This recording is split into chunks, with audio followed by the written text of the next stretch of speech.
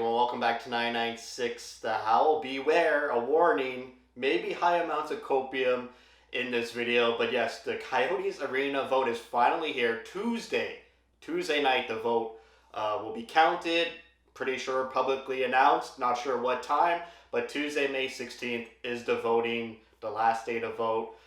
Right now, with all the mail-in ballots and early voting, it broke the record for the biggest municipality vote in Tempe history. Now, is that good or bad? To me, hearing the sentiments around Bill Armstrong, the CEO Javier of the Coyotes, Gary Bettman of the NHL, whenever they talk, they always say the polling favors the vote going through. Whenever there's protesters, they always, Gary Bettman made a joke saying there's about 20 people outside. Whenever there's events held by the Coyotes, for the yes side, it's always vastly outnumbering the no side and the protesters. So maybe that's good, but you never know. Maybe the people who don't want it are quiet, they're not loud on Twitter. On the social media side, there's always just a loud minority, whereas the people who are in favor of the arena vote heavily outnumber the loud minority, like I said. So hopefully it goes through. I'm confident it will go through, but what happens if it doesn't? The Coyotes had no luck whatsoever. Like, they've never had luck since moving to Arizona. So we'll get into it. If the vote is no, they do have several contingency plans. Now you might say, why have I never heard of these backup plans? It's because that's not how you go into a referendum, and that's not how you prove yourself to a city that you're committed. You never want to say, oh yeah, if this vote goes no, we have backup plans. It's like, no. The Coyotes are solely focused on Tempe. It is the best option for the team, the best option for the city. The city of Tempe council members voted 7-0 for yes, so it's all up to the people. It is the most viable option for the Coyotes, so that's why they're focused on only this option. It's rarely been said recently. Last summer you may have heard these backup options, but since then it's been quiet, because you don't want to distract from this project moving forward. So the first option, which I think is the next viable option and will probably be the option they go with if this vote goes no, is there's an area near Salt River. That's pretty much the intersection of the 101 and the 202, I believe. Yeah, I wrote it down correctly. It's literally a stone's throw away from where the projected site is. Now you might say, okay, what's the difference between the sites? That land is owned by the natives. It's not owned by the city. So what that means is that Coyotes revenue will have to be shared with the natives on that land. It's reservation land. And also it will affect the Coyotes revenue based on their sports book and casino operations. Alex Morello is a casino owner. He launched a new gambling site, Sahara Bets, I believe it's called, a couple years ago. So, along with the arena, the condos, the restaurants, the music venue, the shopping centers, Alex Morello, the end game is to open up a sports book at this new arena as well. But if it happens on reservation land, they're legally able to operate, but they have to share revenue from the casino and the sports book. So not in the best interest for the Coyotes, but it is a secondary option. And what's funny is the city of Tempe will get no revenue from that, but they'll get all the headaches of traffic, noise, and what have you. No, transportation upgrades in terms of extending bus transit, the light rail, new roads off highways, new off ramps. Tempe won't, get any of that if they choose to go with the Salt River option. Now, a bit north of the Salt River is Talking Stick Resort, which is near Scottsdale. It's north of Tempe, again, on reservation land as well. So, it's not the best option for the Coyotes, but they are options. That's a bit farther away, like I said, north of Tempe, far away from where the proposed project is going to be built, near Scottsdale, so you have that demographic working with you.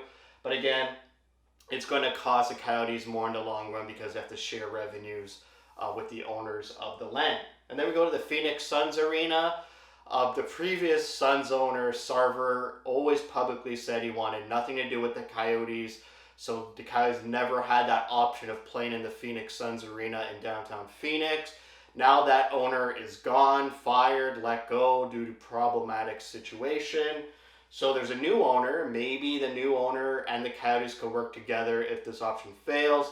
However, a lot of renovations will have to be done to the arena because it was built without hockey in mind, and the sight lines for a hockey game aren't favorable. So they'll have to fix that up as well. But it's another option, and it's probably like one of the least options available if this vote goes no, since the Coyotes literally sued the city of Phoenix because the city of Phoenix sued the Coyotes. So a lot of bad blood already between the city of Phoenix and the Coyotes. So I really doubt that's going to be option B. Could be option, F, to be honest. They got 2 more years at Mullet Arena. They burned through 1 year already. It was a great year for Mullet. Cavs had one of the best home records there at Mullet. Great atmosphere. Kind of took them out of the tank, to be honest. The road record was really abysmal.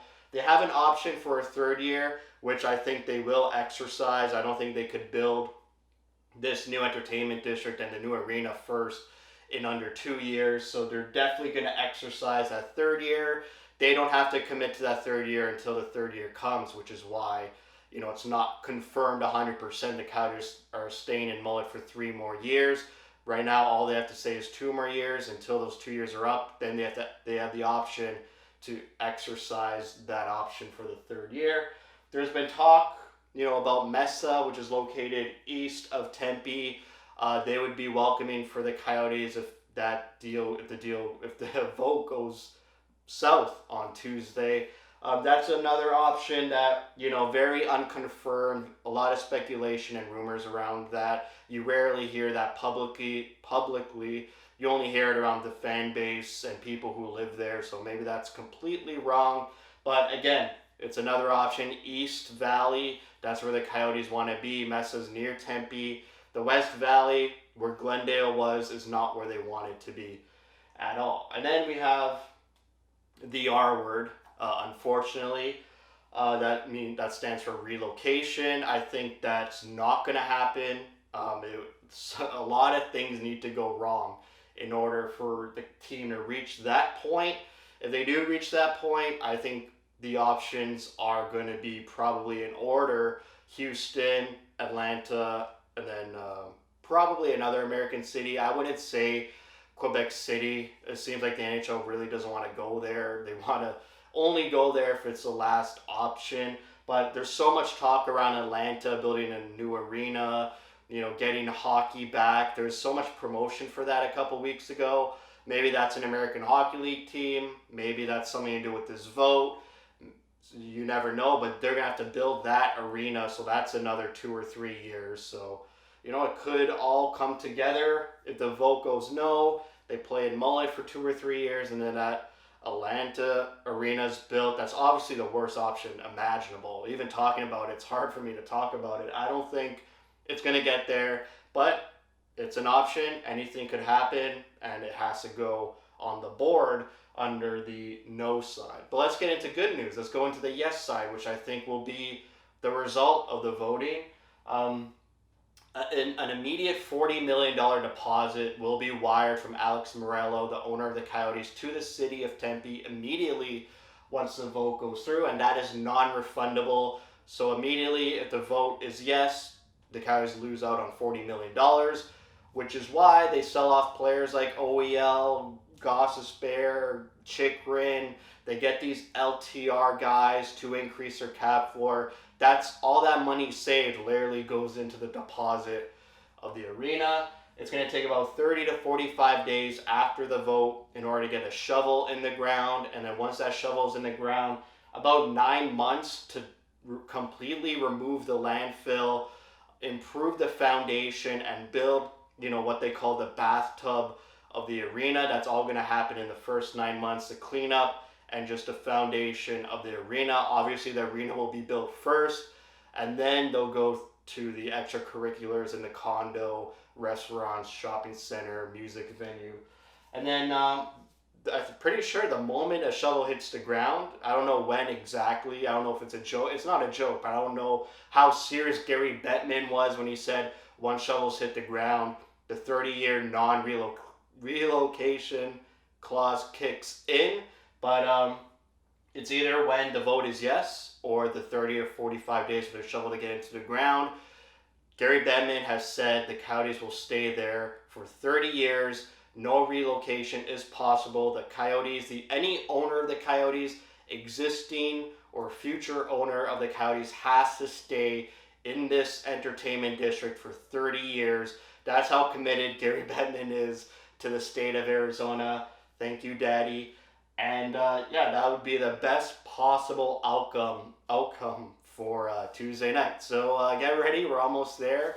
Some people are nervous. I'm not nervous, but if it's a no vote, that will kind of blindside me, and a lot of copium will have to be intaked for me, and that's going to be again a miserable time if the vote is no. But as Coyotes fans, I think we're just used to it. It's never easy with this team. This could be the first time where it's just easy. The vote is yes. 30 years in Arizona, no more relocation jokes, no more the butt end of the 5,000 seat arena. It could all go away Tuesday night. So keep your eyes peeled and let's see what happens. Thank you for watching. If you like what you see, spread the word. And as always, thank you for your support.